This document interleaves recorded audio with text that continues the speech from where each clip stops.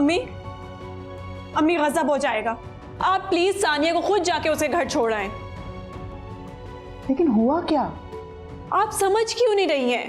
वो जाहिद के साथ नहीं रहना चाहती।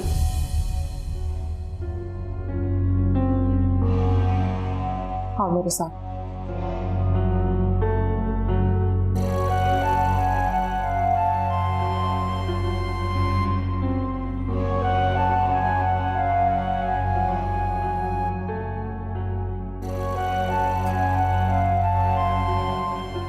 अम्मी, अम्मी,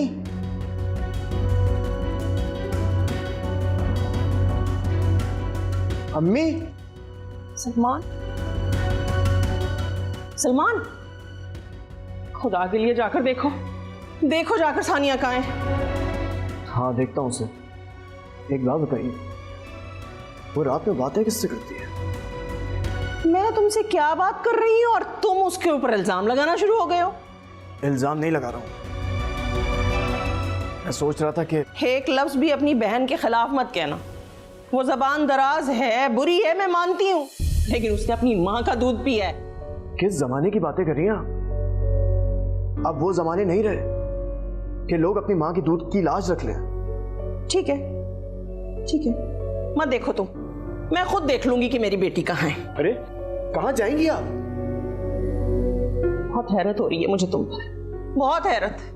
तुम कितने सख्त भाई हो चुके हो, तुम्हारा दिल कितना मर चुका है अपनी बहन के लिए। अरे बस बस देख लूंगी मैं। क्या हो गया आपको? मेरी बात तो सुने।